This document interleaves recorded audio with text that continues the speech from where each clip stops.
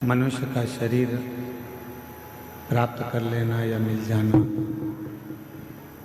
सरल हो सकता, पर उस मानव शरीर में भगवान का भजन हो पाना, भगवान की अविरल भक्ति को धारण कर पाना, शिव नाम को जप पाना थोड़ा कठिन है।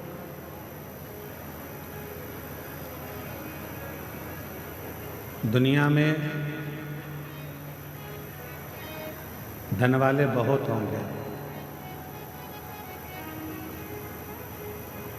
आप भी जितने बैठे हो किसी के पास धन की कमी नहीं है, संपदा की कमी नहीं है, वैभव की कमी नहीं है।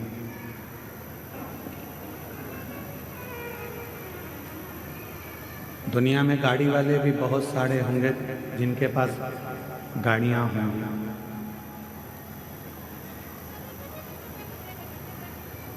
दुनिया में बंगले वाले भी बहुत होंगे जिनके पास में बंगला होगा, वैभव होगा, बहुत प्रॉपर्टी होगी, जमीन होगी। गाड़ी वाले, रिक्शे वाले, धन वाले, संपदा वाले, वैभव वाले, बंगले वाले, जमीन वाले ढेरों होंगे, पर इस संपूर्ण दुनिया में पुण्य वाले बहुत कम होंगे, जिनके पास पुण्य होगा।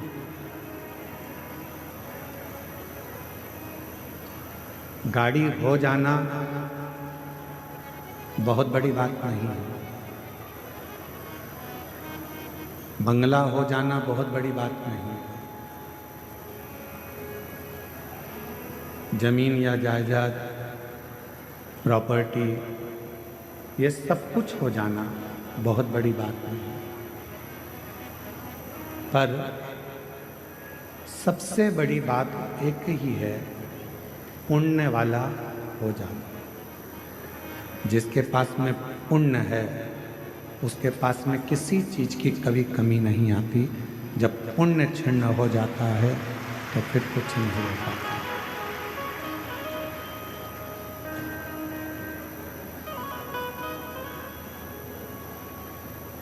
दुनिया की दृष्टि में लगता है कि जितने लोग कथा में आकर बैठे हैं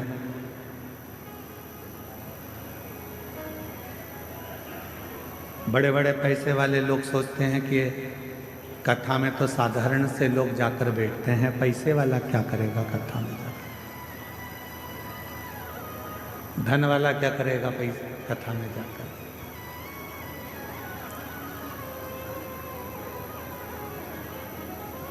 खूब गाड़ी के मालिक सोचते हैं कि हमारे पास में इतनी गाड़ी है तो हम कथा में जाकर क्या करें। जिनके पास ढेरों जमीन है वो भी यही सोचते हैं कि हम कथा में जाकर क्या करें, पर उन्हें कौन समझाए।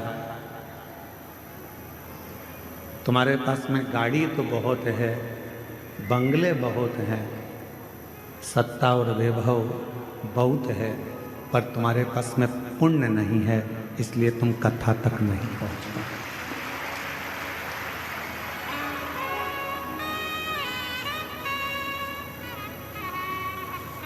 कथा तक शिव महापुराण की इस पवित्र कथा में बाबा वैद्यनाथ जी की पवित्र धरा पर भगवान शिव की इस पवित्र कथा में वही पहुंच पाता है जिसका पुण्य प्रबल हो गया, जिसका पुण्य प्रबल।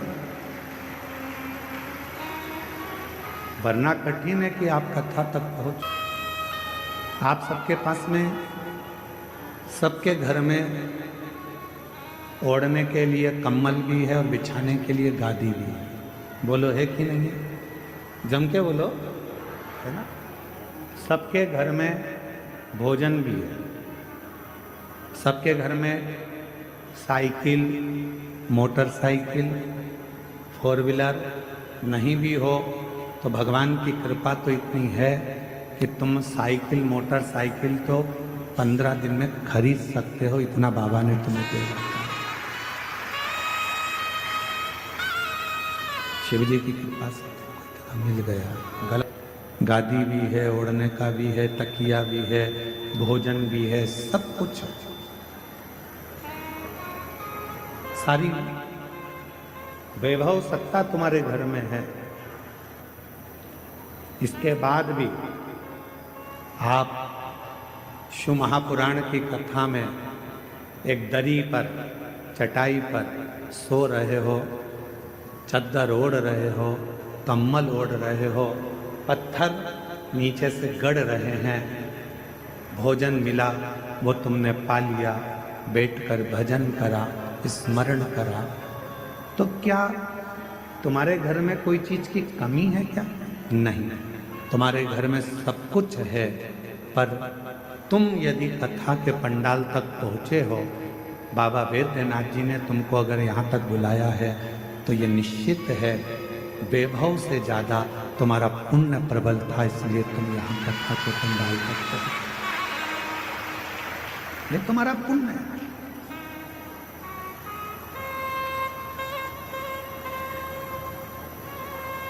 और शंभु शरणे बटनी मांगू घड़ी दुख काटो दया करी दर्शन आपो। ओ शंभु शरणे बटनी मांगू घड़ी रे घड़ी दुख काटो दया करीने दर्शन आपो। तो हो, गाड़ी तुम्हारे पास हो, बंगला तुम्हारे पास में हो, वैभव तुम्हारे पास में, सत्ता तुम्हारे पास में हो, तुम्हारे पास में जैसे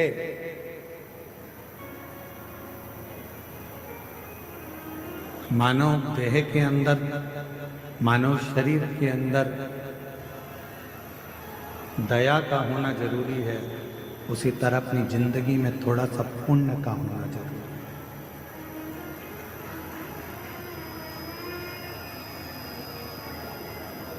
और वो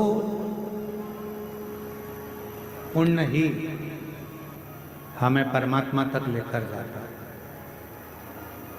वो पुण्य ही हमें सत्संग तक लेकर जाता है, वो पुण्य ही हमें सद्गुरु की शरणागति तक लेकर जाता है।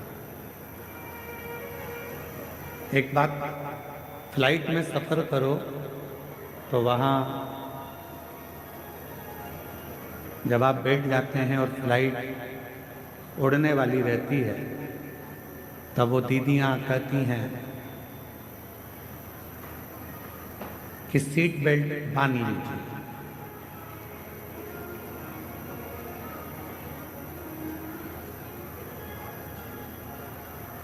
फिर वो कहती हैं कि जब ऑक्सीजन की कमी होगी, अपने आप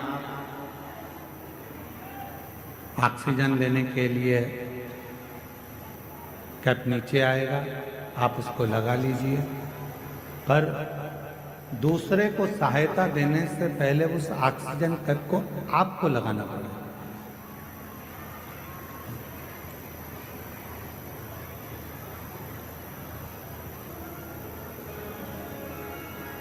आवाज नहीं आ रही है क्या? उस ऑक्सीजन कैप को पहले अपने को लगाना है, फिर दूसरे की सहायता करना है। डीले कम कर दो, गूंज रहा है तुम लोग। पहले ऑक्सीजन कैप अपने को लगाना है, फिर दूसरे को सहायता करना है। शिव महापुराण की कथा भी यही कह रही है। भगवान शिव के मंत्र जाप का उच्चारण करिए, श्री शिवाय नमस्तुभ्यं। पहले स्वयं भगवान के मंदिर में एक लोटा जल चढ़ाना प्रारंभ करिए, शिवलिंग तक पहुंचना प्रारंभ करिए। पहले स्वयं भगवान की अविरल भक्ति को प्राप्त करने का प्रयास करिए। पहले स्वयं शिव महापुराण की कथा तक पहुंचने का प्रयास करिए। फिर जब देव अधिदेव महादेव की शरणागति आपको मिल जाए, जब बाबा देव अधिदेव महादेव आपके दुखों को काट दें। हम तो यहाँ तक करते हैं लोगों से कि आप सीहोर कुबेरेश्वर धाम आ रहे हो तो वहाँ ऐसे मत आओ, पहले आप अपने घर के पास में जो शंकर जी का मंदिर है वहाँ जल चढ़ाना प्रारंभ करो और बाबा से प्रार्थना करना चालू करो कि मेरा ये दुख काटो। जिस दिन बाबा तुम्हारा दुख काट दे फिर उसके बाद तुम कुबेरेश्वर धाम आओ और बाबा का भजन करो। फिर आप आओ, बाबा का भजन करो, स्मरण करो, मंत्र जाप करो, नाम जाप करो।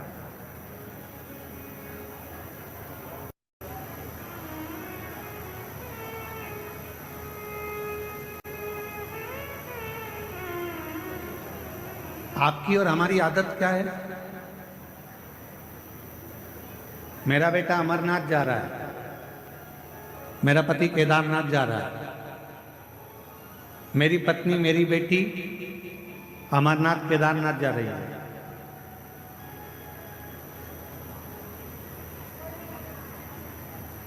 फिर उस बेटा बेटी से पूछो क्यों तुम अपने घर के पास में कभी नजदीक वाले शंकर जी के मंदिर गए हो? नहीं, हम कभी नहीं गए। अब ईमानदारी से बोलो, जब तुम पास में शंकर जी का शिवालय है, पास में शंकर जी का मंदिर है, वहां एक लोटा जल चढ़ाने नहीं गए और केदारनाथ और अमरनाथ में भगवान को ढूंढने जाओगे तो बाबा भोलेनाथ मिलेगा। और हमारी बात बिल्कुल मत मानो, बिल्कुल हमारी बात मानने की जरूरत नहीं है। आप तो महाभारत का चरित्र देखिए, महाभारत के चरित्र में जब युधिष्ठिर, नकुल, सहदेव, अर्जुन, भीम सब भगवान कृष्ण के सामने हाथ जोड़कर खड़े हो गए और कह दिया कि अब हमारा तो पूरा वैभव चलेगा।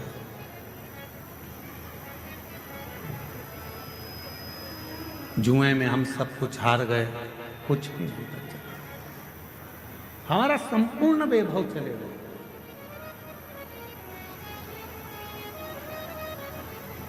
जुए में हम सब कुछ हार चुके हैं, हमारे पास में कुछ नहीं, कुछ भी। इस पर्दे को खोल दो ना थोड़ा सा, तो लोग कम से कम पीछे से देख लेंगे, क्या दिक्कत है।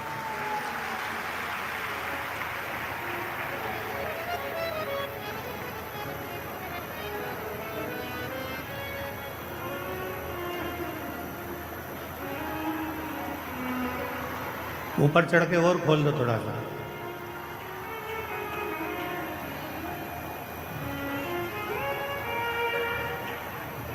पर निवेदन है कि वहां कोई खड़ा नहीं रहेगा, नीचे बैठ के सब सुनना और चुप रहकर सुनना।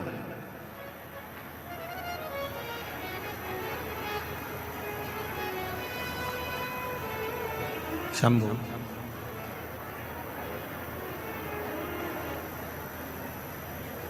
आप हमारी बात को ना मानकर आप तो महाभारत का चरित्र लेकर आओ। गीता प्रेस गोरखपुर के महाभारत का पूरा एक आनंदमय चरित्र को लेकर आइए और उस महाभारत के चरित्र को घर में बैठकर थोड़ा सा पढ़ो।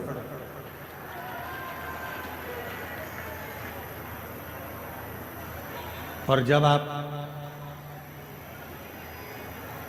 महाभारत के उस चरित्र को पढ़ेंगे, अध्ययन करेंगे, उसका स्मरण करेंगे, तो उसमें मिलेगा कि भगवान कृष्ण के पास जाकर पांडव हाथ जोड़कर कहते हैं कि अब हमारे पास कुछ भी नहीं बचा, अब हमारे पास में कुछ भी नहीं, हमारा पूरा वैभव चले गया, हमारा पूरा धन चले गया, हमारी पूरी सत्ता चली गई, हमारा पूरा संपदा चली गई, हम जुए में सब कुछ हार चुके हैं, हमारे पास कुछ भी नहीं बचा, कुछ भी।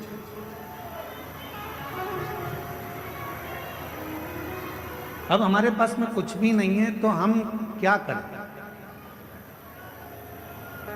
पांडवों की दशा देखकर भगवान कृष्ण ने कह दिया कि तुम एक काम करो कि भगवान शंकर का भजन करो। थोड़ा सावधानी पूर्वक कथा सुनिएगा, ध्यान लगाइएगा।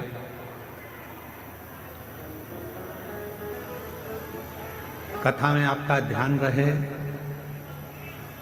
बहुत दूर दूर से आप लोग आए हो और बाबा की कथा सुनने के लिए आए हो। आपके पास में अगर कोई खड़ा भी है तो उसके पांव पड़ लो, हाथ जोड़ लो और उसको नीचे बिठा कर कह दो थोड़ी देर चुप हो जा, 2 घंटे के बाद जितना बोलना है बोलते रहना।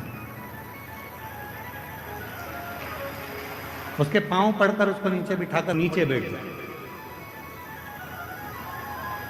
कथा कर रही है, शिव कथा वर्णन कर रही है। पांडव विनय कर रहे हैं, हम क्या करें।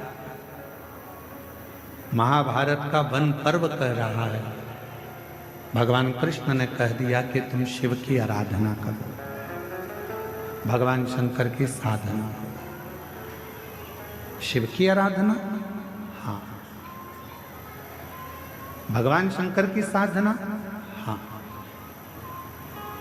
इतने में भीम ने कहा कि एक काम करते हैं, अगर शिव जी की ही आराधना करना है, साधना करना है और शंकर भगवान यदि हमें सब कुछ दे सकते हैं तो हम सीधे कैलाश पर चले जाते हैं